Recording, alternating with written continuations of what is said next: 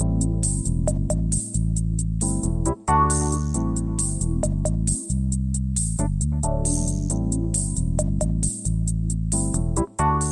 listening to the After the Show movie podcast from ascully.com, your weekly look at movies, video games, and more, brought to you by your hosts, A. Scully and Sid Talk.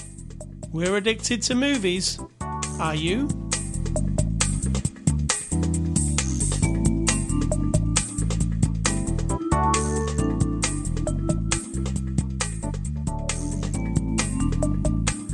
Good afternoon, Sid Talk. Hello. How are you?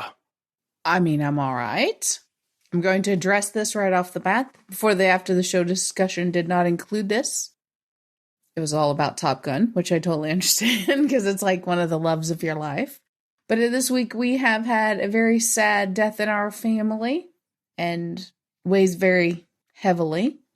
Just putting vibes out there. Anybody who ever has big loss and you don't really know how to confront anybody or deal with anybody or help anybody, you are not alone. Everybody does it different, and that's it, really. Don't have a lot to add, but you're not alone. You're making it really hard for me to be jovial now. Well, my philosophy of life is one of the reasons why I have a hard time with not helping people with death, because you can't, right? That's not your place. My philosophy of life is that everything is mixed together. The horrible and the tragic and the terrible and the good and the amazing and the unbelievably wonderful moments, they're all right, smushed right up next to each other. And while I cannot fix, nor should I want to or try to, anyone's broken heart for anything, I also don't want to take away the option of right now, be devastated. Let it just kick your ass and grind you into the dirt and think that life has no meaning and feel all of that, right? Let it just compress you until you think you don't exist or you can't exist anymore. In the world, you're just like, ugh. And then allow yourself to let yourself decompress, because you cannot change what is. You can only move forward. Like every possibility that could have happened with a person, just because it's no longer an option, doesn't erase everything that came before. And all the good and the bad, to me, it's all intertwined. And I'm not everything's going to be all right type of a person. So I'm not the best when it comes to grieving with people. I learned to keep my distance, and when you can, you help, you do. But so that's why. So I say be jovial and be fun and enjoy this movie, because in the world, lots of terrible things are happening all the time. It isn't just this week in my family. It's this week in 1 million, 5 million, 100 million, 1 billion families, right? Every single day, every second of every day. So that sounds like a big downer. But also everything wonderful is happening at the exact same time. That is truth, right? That's the truth. And balance and figuring out how to get through every second of every day, that's all I can think, is that right now we'll have a good time doing our podcast, and in 2 hours, if something comes along or I'm communicating with family and it's breaking my heart, then that'll happen too. And then you go on to the next thing and the next thing. And not everyone agrees with that philosophy. It sounds dismissive and heartless and like I don't understand pain because I don't feel it the same. And I get that. I accept that 100%. I think you should have a good time because this is one of your favorite movie. Well, now it's a franchise of all time, right? Yeah. So don't hold yourself back. Even someday, if I ever leave this earth, if my body is done. What do you mean if? You will. Before you, let's say caveat, then I would expect you to do your thing. If you're playing a game the next day and you're enjoying it, you can mix it all up. Fine. But I'm not, you can't dictate that to anyone. You just do your thing. So. All right, well said. We're all good. Let's get on with the podcast. It's really hard to switch from that to this. But let's do it, because that was the message you were trying to convey. Yes, that's it. Do it. All right, Saturday, August the 27th. This is After the Show. We're a movie review podcast. We look at a movie every week. And on episode 751, we're looking at Top Gun Maverick. It's a 2022 movie. Releases on Blu-ray on November the 1st. So We looked at the streaming version, which is available now. But if you're waiting for the disc, you've got to wait another month. It's PG-13. It's from our friends at Paramount. Sid Talk. Don't. You give me the synopsis of No way. Top Gun Maverick. This is all you, mate. All you. After more than 30 years of service as one of the Navy's top aviators, Pete Mitchell is where he belongs, pushing the envelope as a courageous test pilot and dodging the advancement in rank that would ground him. That's it. Super boring. I'm just reading what it says on the tin. What's your assessment? It's the sequel to Top Gun. I love Top Gun. The end. See? Perfect. Perfect. Top Gun Maverick, Sid Talk. What did you think of Top Gun Maverick? I enjoyed it. And how did I feel about the other Top Gun? Last week, you explained that, and you said that it didn't do anything for you. Not really. And, I mean, I don't mean to break your heart, but this was really good. It's a good action flick. I understand the human conflicts and human dun-da-da thing, and all the emotions. It still isn't it doesn't own a little piece of my heart the way it does for you, but it was really good. Well, I would go on to say that I think Top Gun Maverick could be better than the previous film. Blasphemer, I think. It had everything I wanted in the film. In fact, when it started, they do a shot-for-shot remake of the opening of the original Top Gun, basically. To the music. It touches all the buttons if you're a Top Gun fan, right? And then the opening sequence where we meet Maverick and he rides on the original bike and he puts on the original jacket and you realize, oh, Maverick's just the same. He didn't really change much. He's still doing his thing. True. And I said to you, I think that makes this a 10 out of 10, and I've not only seen the first 5 minutes. You were all in very quickly, yeah. Yes. No, I think it was really, really exceptionally well done. Cutting-edge technology that they used to make it look amazing.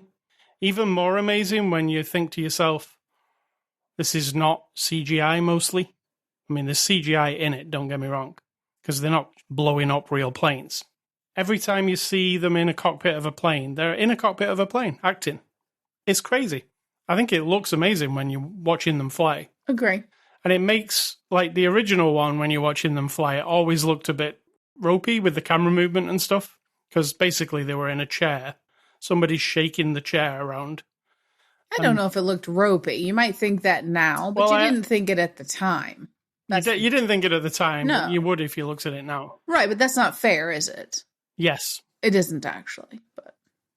But I enjoyed the story here of Maverick. I mean, it's pretty by the numbers. Mm-hmm. It does some surprising things, I thought, though. I mean, I like the main mission, which, as you said, is almost a direct rip-off of Star Wars mission. Apparently, I should say, I'm not the only person who thought of that. Because when he said, you just got to do the air duct, I'm like, air duct? In a big, giant, secure facility? We're shooting Isn't that what it was? Yeah. Right, so seemed a bit weird. Well, there's always a weak spot, and it's usually an air duct. Right, but we'll just go with it. Yeah. But the mission, that they line up from the beginning of the movie, this is what we're going to have to do. Maverick, you're going to have to train these new pilots. The mission sounds like a suicide mission. But Maverick, he shows them that it isn't a suicide mission. You could do this. He kind of yeah. Well, he puts himself on the line there, doesn't he? When it's like near, he's like, no, I'm going to show you that you can do this. Still doesn't seem that safe, but hey. The mission's spectacular. They didn't wimp out. I had a feeling that it was going to take place at night because you're doing like a stealth mission where you're basically sneaking in, firing a rocket, and then sneaking out. I thought that was going to be at night. It wasn't. It was actually broad daylight. It was snowy. There's nothing you can hide during that mission. True. It looked amazing. And it was very, I don't know about you, but it's edgy as seat, kind of exciting. It is, although I was pretty much convinced nobody was going to end up dying in the first section or anything, because we have to keep the drama up. So that always takes a little bit of the edge off, because you're like, they're not going to kill him. You know what I mean? So yeah, I was never that worried for anyone until the actual during all the testing and stuff, and then right during the testing, yeah. Because like you said, it's kind of a copy, also not just of your Star Wars situation, but of the first Top Gun. we've got a thing we got to do. We're going to train. It's going to be dangerous. And then there's a mission that's even more dangerous. Spoilers. There might be some spoilers. So if you've not seen it yet, and I believe most people have, it's took $1.5 billion. As most of the people have seen it. This was the part that surprised me. The end mission takes place. It's spectacular and it's exciting and crazy. And then something happens there. You know, Maverick gets shot out of the sky, let's say. And then there's another 20 minutes of the film that I didn't expect, which is they have to escape from basically, they're on the ground. Another mission. It's another mission, yeah, which I didn't expect. I thought that was the mission. And flying back to the aircraft carrier, they would encounter these jets that they kept going on about all the way through the movie. Hey, they've got these, what are they called? Generation 5 or something. They're jets that the Americans haven't got anything that matches them, so they're behind. So they're like, if you see these jets, you're dead. And I'm like, well, we haven't seen them yet, so we're going to see them on the way back. But it took a turn, and we had this mission where we're on the ground. There's a helicopter. There's a stealing a plane. See, all that was totally out of left field for me. I didn't expect anything of the kind. And then there was a dogfight in the air on the way back to the aircraft carrier. And it took a turn. I thought it was going to be pretty straightforward, but it ended up as more than that. And it's basically a bonus mission. Bonus mission with also a bonus mission of Maverick and Rooster. Tell everybody being who together. Rooster is. Rooster is the son of Goose from the original movie. And who's Goose? Goose was his wingman, was Maverick's wingman. And best friend. Best friend in the original. Spoilers for a movie from 1986. Goose died in that movie. And it could, or it might or might not have been Maverick's fault. We're saying in this movie that he was exonerated from all. It was an accident, we're saying, right? Right. But I don't think Maverick believes it was an accident, does he? Even in this one. I mean, if he wasn't doing his hotshot stuff, that moment wouldn't have happened. I mean, the look on his face when they're even saying that it was an accident, it doesn't convince me that he thinks it was. Yeah. Now he has to live with Rooster, who's the son of Goose, who's also a pilot, and that throws the whole human element into this story, right? That he has to work alongside him. Maybe put him in danger of dying. Emotions might get in the way. And let's tell them how Meg Ryan was dispatched. Because, okay, we're going to mix these two together because it's all one story, right? So in the original, Meg Ryan was the wife of Goose. Goose died in a mission. She laid an egg. Rooster came out of it. She laid Rooster. She had Rooster. Well, he was a little boy in the original movie. So that's true. He was like 4 or 5 years old. She still laid an egg. Right. And so in the last 30 years, we now have the son all grown up, also in the Navy fighter pilot world. What happened to Meg Ryan's character? She died. Yeah. Convenient that, isn't it? You know that Independence Day sequel that was horrible? Regurgence. Regurgence. Independence Day Regurgence? I think that was the word. I don't think it was, but, you know, I get what you're saying. That movie opens with them walking through a place, and then there's a picture of Will Smith on the thing, and somebody mentions, oh, yeah, he was a hero. Like we're saying he's dead, like, just by a picture of it. It's just disrespectful and shitty for the whole character. It feels like it, but, you know, it's a movie, so I have to just go with it. But this movie also kind of does that to Meg Ryan, doesn't it? It feels like it. But, I mean, it makes sense, because what we're saying is, okay, a little more spoilers here. Whatever. We'll just do it. Who cares? If you don't want to hear it, don't fucking listen to it. I don't care. I'm in that kind of mood. So don't listen if you don't want to know the whole story. So at some point in this young man's career, Tom Cruise guy, Maverick, has told the Naval Academy or somehow made it so that kid couldn't actually do his naval training when he should have. So he was delayed by 4 years because of Tom Cruise. Because Tom wanted to protect him. Well, that, and we find out that Meg Ryan told him to do that. She did not want her son flying because her husband died tragically, so that's his motivation the whole time for having held the guy back, and the guy doesn't know that. And so I think without having her having died, that wouldn't have as much impact, because we can't go back to mom now and say, Mom, you've got to let me fly. You've got to let me go. Whatever. We don't have that. All we have is Tom did what she wanted. Maverick did what she wanted. She's gone. And that does have some impact because if you think about it, poor Rooster, both of his parents are dead. And this is his life, right? So yep. Now Tom Cruise is there in his face. Sorry, Maverick. I don't know. I just have to call him Tom because that's who he is to me. He's my personal friend, Tom, you know? So this guy is basically, Maverick is kind of like, from what we can gather, his only real family. You know what I mean? In a weird way, if you think about it. Is the Air Force. The Air Force, yeah. You're right, yeah. Yeah. I mean, that's primarily what he operates for, isn't it? True.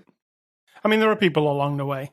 But again, Kelly McGillis's character from the original, his love interest, more than his love interest, is his love, like, you know? She's absent from this movie and not even mentioned. Not even mentioned. I mean, except...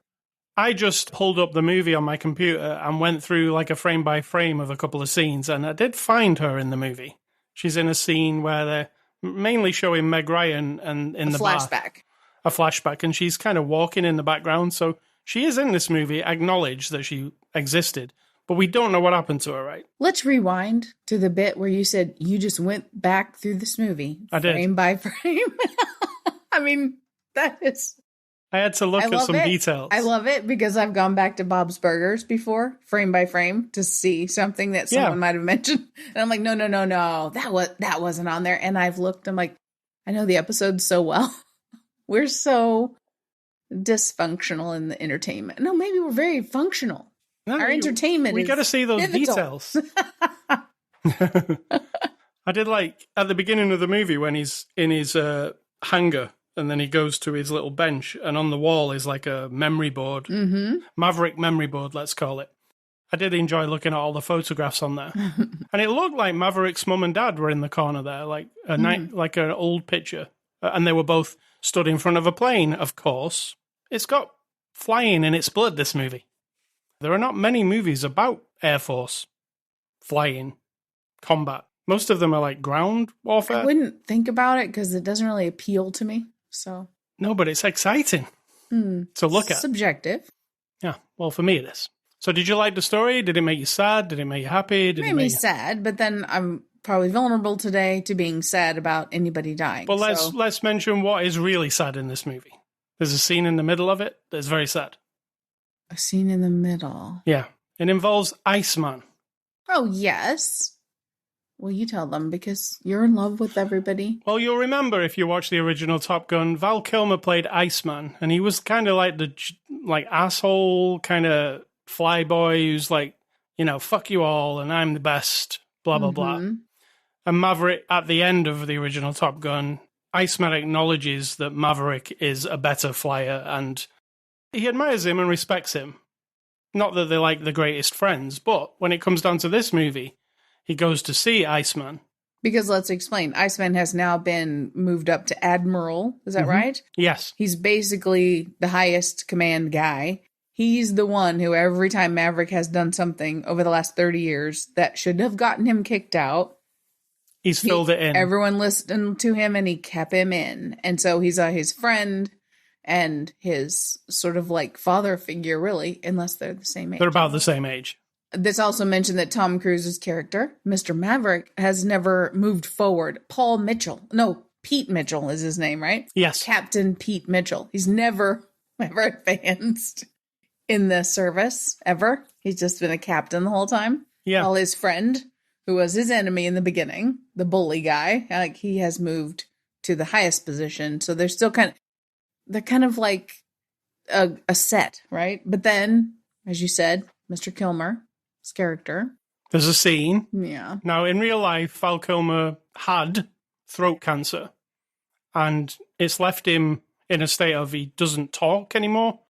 So we do the scene with him, and he goes to see him, and he talks via a computer. And the computer doesn't even talk, does it? It's just text on the screen. Which I loved that. I thought that was like a really decent way to do it. I mean, I also think Tom was having some emotions big time, like really. It felt like it, yeah. Yeah, the way it was looking at him when they were doing it. But they do a sequence where he goes to talk to him. It's like Luke going to Yoda almost. Getting some wise... I catch what you're throwing. Yeah. So he goes to speak to him, and then he speaks, which I didn't expect, right? But he actually speaks, and I was like, well, I know Val Kilmer does not speak at all anymore. I had to look into it using my magic internet. As you do. And I found that they used like a voice synthesis of his original voice and made it older. And he just speaks with a whisper, doesn't he? But it's like really, I don't know, it choked me up a bit because I know what the real guy was going through. And that's the sad part of this movie for me. Because Iceman you go back and watch that original, he's the hangman. Hangman in this movie. Yeah, so we have a new character who is the same as Iceman. There's characters in this movie. All the call signs and the new characters are basically plays on the original ones. Except for Bob. Except for Bob, who I don't know who Bob was supposed to be. I really liked Bob in this movie. Yeah, very good. Really cool. So they have like call signs. There's Maverick, of course. There's Rooster. There's Hangman. There's Cyclone. There's Phoenix. Is that it? So that was the sad part for me, the Val Kilmer scene. Also, the Val Kilmer scene. Not only is that really sad, 2 scenes after that, we lose Val Kilmer in the movie and have his funeral. True. Which is even sadder. I mean, we haven't lost him in real life, so that's good. So I bet people think that. I mean, you know, they how might, that shit goes is people might be like, oh no. And like, oh, that was his last performance. But no, he's fine. He's fine, everybody. I mean, he's not fine. He did get over the cancer. He's in remission. Good. So okay. Well, that's a good... See, in the world of all the bad things... Right. But he's just a dude in the world who had cancer and now he's better, so that's good. When this was being filmed, he was very sick. And this movie was filmed, even though it's a 2022 movie, it was filmed about 3 years ago. So, you know, it got delayed and delayed. You said to me this morning, didn't we see a trailer for that? When was the first trailer you saw for that movie? Because as soon as I saw the first trailer, I was like, oh my God, there's a new Top Gun movie. And I bet you it was 2019. It's been a long time. Today it was like, I was watching it, I was like, holy shit, I'm actually watching this movie. I was very satisfied by it. Did you like the song at the end, the Lady Gaga song? I did. Neutral. Also, while this movie's like new and like technological and awesome looking, it's also like a blast from the past. It feels like an old 80s movie. It's very in keeping with especially the woman parts. Yes. Not the woman. Like how romanticized they are. Yes. Oh my God. And I mean, this is my one negative. I'm not a big Jennifer, what's-her-face fan anyway. Jennifer Lawrence? I really don't like her. I just don't like how, like, overly cool she's trying to be. And she kind of talks like she's just so, like, you know. She's Penny Benjamin. I don't care who she is. She is cool. Unappealing to me because if she was a little more, like, you know, the bartender lady from Ozark who owns the bar, unfortunately has a drug problem. A similar kind of character, but more kind of interesting. And more realistic. More like in it. You know what I mean? This character, or the way she does her, is like, I know Kelly McGillis isn't here, and so I have to do a thing that makes it like I'm super cool instead. I don't know this woman.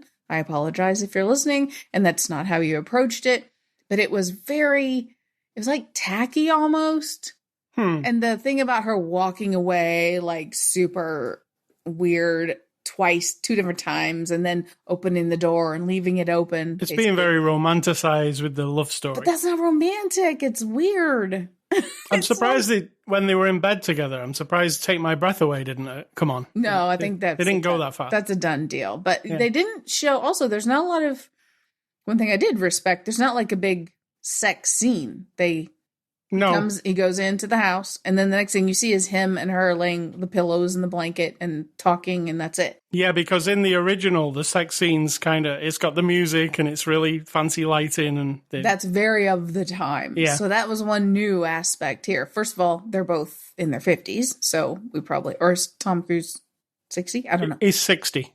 Right. Not that matters to me or you, but, you know. The world. Looks pretty good for 60, though. So she was my only, and I just dreaded seeing her again. Like, I'm like, no, don't go see this overly cool bartender. Did you not buy the love story between them then? No, not at all. Because I don't remember him mentioning her. You do, of course. So the fact that he's dated her in the past and then ditched her, and now she's just like, oh, here you are. So here you are. I mean, she's like, here you are, and I don't really want to do this anymore at the beginning. Yeah, but that's a bullshit. She obviously, that was just not. But then she's swooning behind the door. Swooning instantly, not in her word. Yeah, it was just a bullshit character, I thought. And so, unfortunately, that part did nothing for me. Penny Benjamin is mentioned in the original movie. She's the general's daughter. It makes sense that Maverick's a Maverick, right? That's why he's called Maverick. And he will do anything to, like, just kind of put a... I would have preferred just make up a new lady that he meets who's like a reasonable human being who isn't like driving the most obnoxious fucking car you can imagine, wearing the most obnoxious clothes you can imagine. In the moments when she's not... I quite liked her car. Talking to him and he's watching her from a distance or she's dealing with the bar, she's totally fine. Like I'm into it. As soon as she starts talking... Oh, sound terrible, but she kind of drag it down for me. I would prefer no love interest. Like, what's the point? Other than him... Gotta have him, like, something for him, I guess. That's not the Air Force. Does he, though? At the end? Well, he's about to retire, I assume, right? He's pretty much... He's 60. Is Maverick 60, though? We don't know. Well, I would think so, right? We don't know how old he is in the movie. No. All right, let's get on to the cast. Tom Cruise plays Maverick. I think he played it very well. I really like Tom Cruise a lot in movies. I think he's very... I don't know. What else has he been in? He's been in a lot of different movies. Magnolia, my favorite. You said I like him in movies. I'm like, oh, what else is there? I like Magnolia. Yes, that's my favorite Tom Cruise performance. You really do. I like Risky Business. We should watch Magnolia again. I mean, watch it now while I'm in like an emotional funk, and then it'll be really like, you know, because it's not... Magnolia will not cheer you up. And I'm not the person who needs to be cheered up, so it might be just right. True. It's 3 hours of... It'll kick your ass emotionally. Stabbing you in the heart over and over again. Or you're just like, what? What? Why are these people so What is happening to these people? I mean, I like Tom Cruise in lots of movies. He's been in so many things, and I always enjoy him. You said you found one you had never seen, so maybe, you know? I had. It was called American Made, and it was 2017 or something. Oh, don't know that one. It looked like he was a drug dealer flying a plane. Of course. We have to get the plane in there. Yeah. So I might have to dig that one out and see what it is. So Jennifer Connelly, you've already spoke about her as Penny Benjamin. Sorry, Jennifer, I really am. I'm halfway there, maybe. I wanted Kelly McGillis back, but... No. I like her. That's fair. Miles Teller plays Rooster. What did you think of Miles? He was really good. He's very convincing as the son of Goose. Yeah, and not overly angry and overly, punching walls and, like, throwing a fit. But, like, seemingly appropriate, like I said before. He's lost both of his parents. He's now pursuing what is his thing in life, which is being a naval fighter pilot person. But he doesn't come off as, like, the Iceman or the Hangman character, right? He's not overly, like, they've written him as, because he's Rooster, but he takes his time. Like they say, he's a little bit hesitant, like he doesn't want to go full on every time he's up in his plane. So I feel like his character kind of mimicked that, where he just didn't quite confront Tom Cruise right off the bat, and it wasn't like a big constant battle until we had a moment, and then you had a moment, and then you have other things going on. So I feel like he was exactly balanced out just right. Val Kilmer plays Iceman again, and he's in the movie, but I would say, 3 minutes? Maybe 5 minutes? That scene in his office was a little longer. That's the only scene, though, you'll see him. Mm. But, I mean, you do get to see Val, and it's actually very emotional, that scene, on different levels. I mean, you have to understand that he's sick in real life to have the different levels hit you. If you didn't know, it wouldn't, right? True.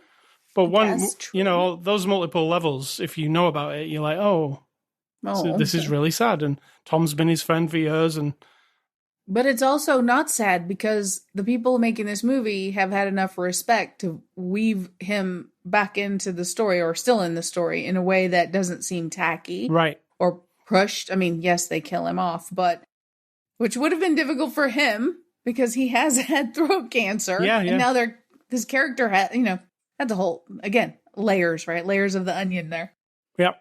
But I feel like it's uplifting because here's a person who, in most of Hollywood or in most of all other projects, that would be a very hard thing to integrate. Even though he's Val Kilmer, how he is feeling and how he is, they were able to like plug him in just right, I thought.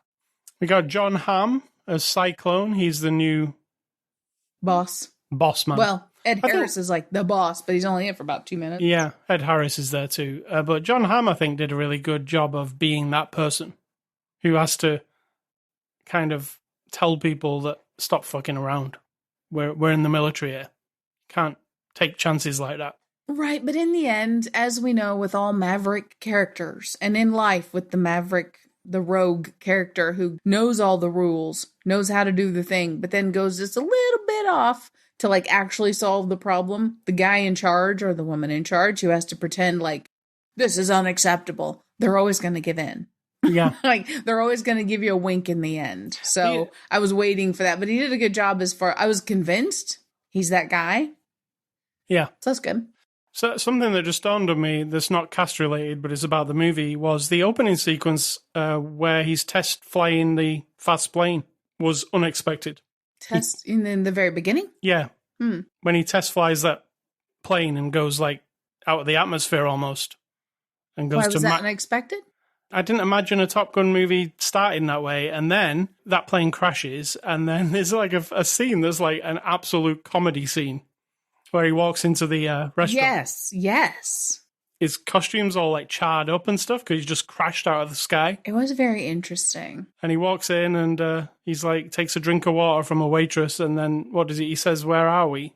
And the little boy says, "Earth," because he looks like a burned up spaceman. It feels like you're in a different film at that moment. I was like, what's Top Gun? But they kind of set you up for the balance. There's 2 more scenes later where there's like levity because they're playing ball. And then there is actually the comedy after he and Rooster have parachuted down into enemy territory and they're being funny. So yeah. I think there's like the 3 shot there. You get the funny bit in the beginning, a little bit of funny or relaxed in the middle, and then a little bit of comedy-ish there. I mean, it does kind of relieve it doesn't make it like hardcore dark Batman, right. Versus like lighthearted Batman. You got to mix it up a little bit. They also have a female pilot called Phoenix in this movie, played by Monica Barbaro. What did you think of her? I thought she was really good. I mean, I think all of those supporting people. Yeah, I do. Were actually really convincing. And yeah, in the beginning, you get the little, we're getting the crew together, and here's everybody's 2-dimensional characters, right? Yeah. Kind of like Armageddon. They were all fine. I didn't think anybody was too over the top, maybe with a little bit of the bravado from Mr. Hangman, but Iceman, he probably watched Top Gun 500 times. He did, totally. And decided that I can't be Val Kilmer. I have to just be that guy. And so I think, other than that, I think they were all good. This is directed by Joseph Kosinski. He directed Tron Legacy, which I love. And he also worked with Tom Cruise and directed Oblivion. Do you remember that sci-fi movie, Oblivion? Mm-hmm. Which was also really good. I enjoyed both of those. So what do you think of his directing here? I think it is pretty amazing, this directing.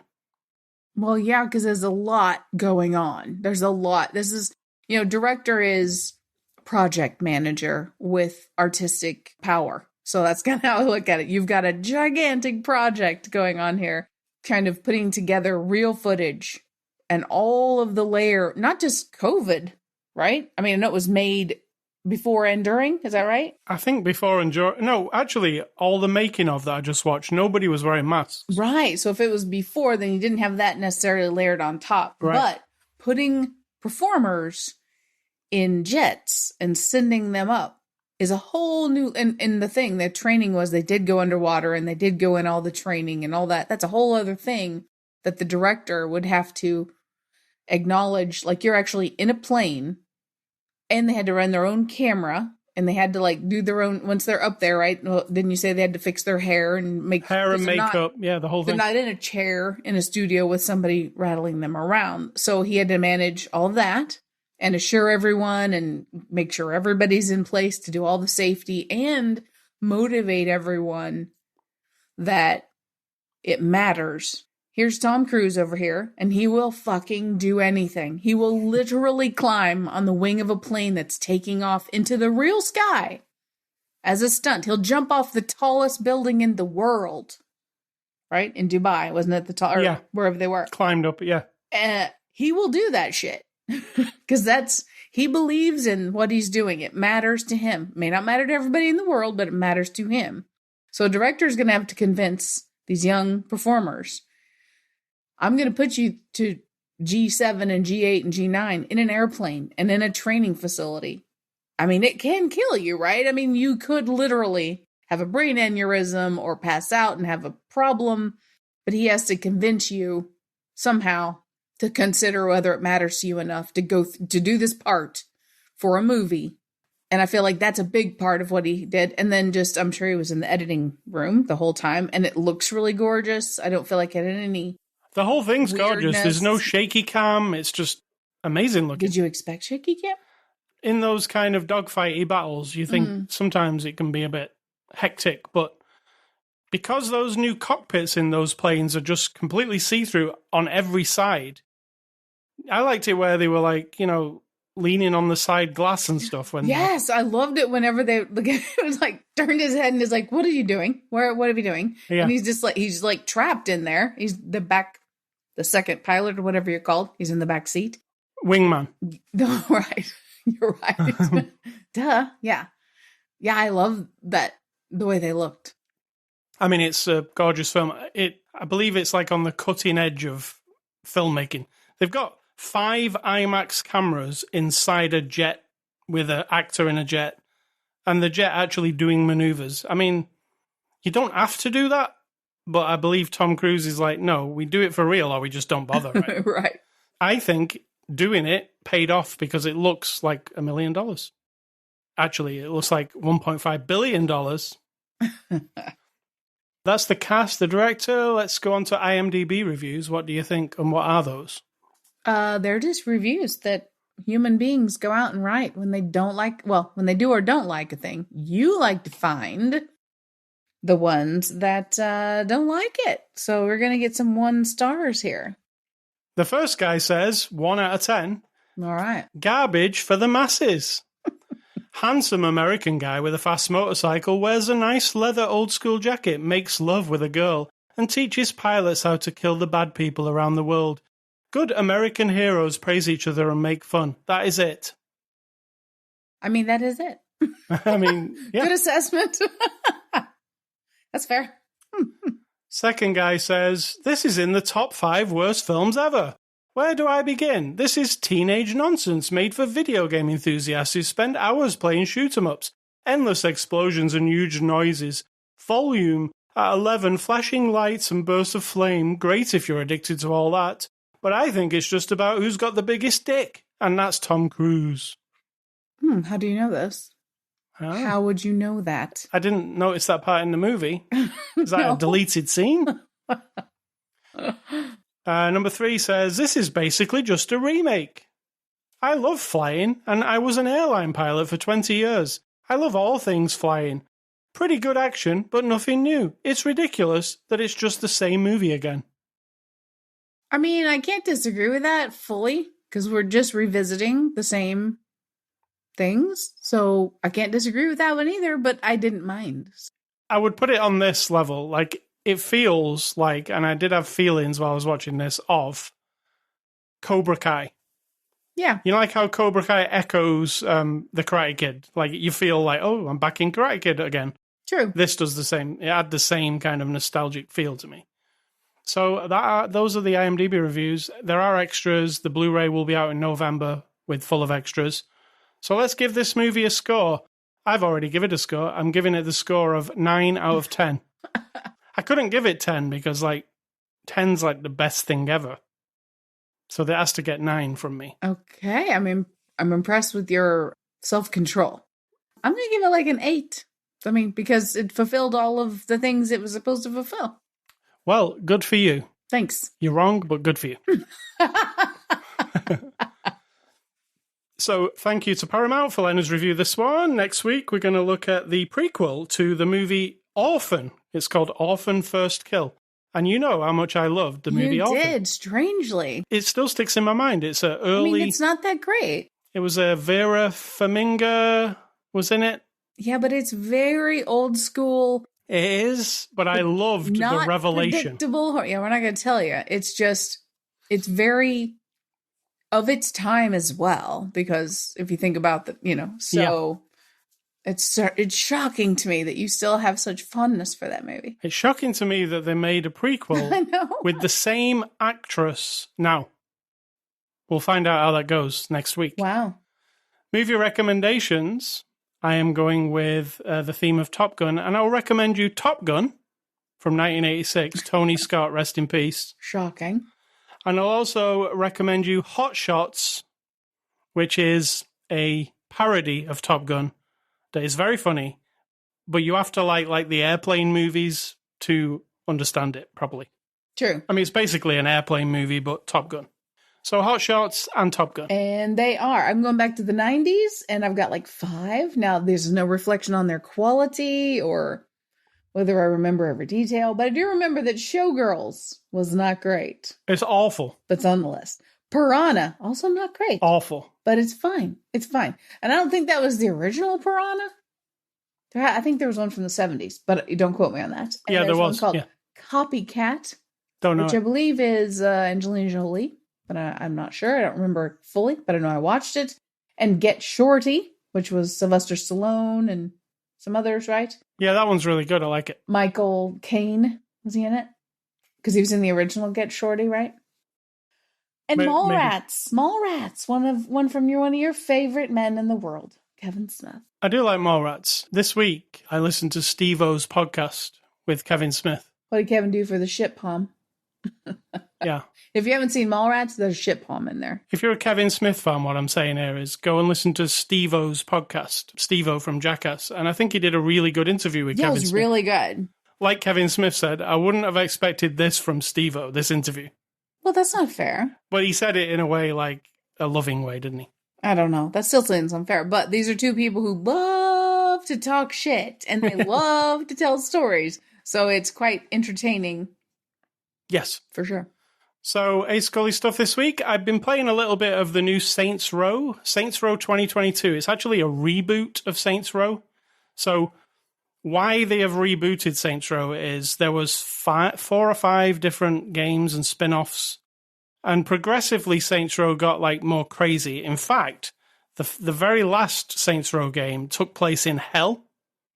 The one before that took place you were a superhero. The one before, and it started as a GTA kind of game. But progressively, it got insane. And the last one, Get Out of Hell, was this taking place in hell. You had wings, you flew around. It was kind of nuts. So what they did with this new Saints Row is they took it back to basics. Because once you've gone so far with it and you're a superhero and everything, where else do you go? So in this one, you're not a superhero anymore. You're a brand new Saints getting together. It's basically a GTA clone. It's an open world map. You do all your things, your robberies, your missions, all that kind of stuff. You're getting the crew together. It's got humor. It's not quite as funny, I found. Because I think they've also tried to dial back the humor. Do you mean it's not as dumb as it was before? It was pretty dumb before, but in a funny way. Well, what they've done here is dialed that back as well, because they're like, well, we can't be too crazy. Maybe we're going to build up to being crazy again. But in this one, it's really back to basics. If you liked Saints Row 2, this one feels very much like that before it started to go crazy. I haven't played tons of it, so that's all I can say. What's for dinner, Sid Talk? Well, we've landed on mod pizza. Unfortunately, this week we did get mod pizza. It wasn't great. It's unfortunate. Mine was perfect. When we love things, and then mine wasn't. And so I don't have a problem saying to the place or the company, unfortunately, this thing, because you are spending money on these things, this food or whatever you're getting, just go on the site and do a little thing. This wasn't exactly as expected. Blah, blah, blah. Boom. I got a complete refund. And so... I mean, that goes a long way, a company that does that. I mean, it makes me decide, okay, today we're going to try it again. And we've had companies, we've legitimately complained, and they're just basically like, whatever. Jersey Mike's. Let's just go. Yeah, whatever. The guy literally said, when I said, our sandwiches are wrong. No, they aren't, ma'am. I made them myself. And I'm like. And like, you can't argue with it. No, he was adamant. And you were even listening. Your face was like, what the fuck? Like, are you kidding me? So yeah, we're going to give Mod Pizza another chance. And what is your advice? And let's get out of it. I think I've said my advice already. It kind of goes with the grieving process. I cannot account for everyone's kinds of grief because I can't identify with the loss of a child or a spouse, or I have lost a parent and grandparents. I feel like someone needs to remind, maybe at the right time, that the loss of everything that could have been, the promise of all the things, all the possibilities that could have been, that's gone. I know that sounds harsh, but it does not erase or in any way take away everything that's led up to that moment. That person was real, that person existed, that person lived their life. There's good and there's bad mixed in everyone's life, like everyone. There is no one who isn't. Like, that's a delusion that we all try to pretend that somebody somewhere has some perfect fucking life. They don't. No one does. Some are more fraught with heartbreak and sadness and difficulties, including mental health issues, addiction, just, the combination of whatever's going on in that human's life. But they existed, and everything that happened with them existed. It happened. It's real. It'll never go away. There won't be more, right? And that's not comforting, but don't subtract everything that there was just because there isn't going to be more. And I don't know how better to say it, but at some point in grieving, you can kind of come around to that. I know if it's raw and it's new, you cannot, because that just seems like mumbo jumbo bullshit, right? But mumbo jumbo bullshit. It's one of my philosophies of life, that in all things, that you can't erase the goodness or the badness from the past. You confront it, and you hang on to it, you use it, you live with it, and that's what makes life life. Oh my gosh, I think I hear rain. Great. It might just be the air conditioner. No, something's blowing out there really hard too. All right, let's get out of it then before we blow away. So you can catch us on ascully.com, anchor.fm/after the show. You can also catch us on social media, Twitter, Facebook, Instagram. The podcast is on every platform, Spotify, Amazon Music, YouTube, anywhere you can find podcasts. Email feedback to me, ascully@ascully.com. Don't email Sid Talk. She does not want any of your emails at all. She doesn't. No. And stay classy, Mr. Tom Cruise. Let's see what you do next. And I'm going to say, whatever you do, just think for yourself and feel for yourself, or someone else will try to commandeer it and do it for you.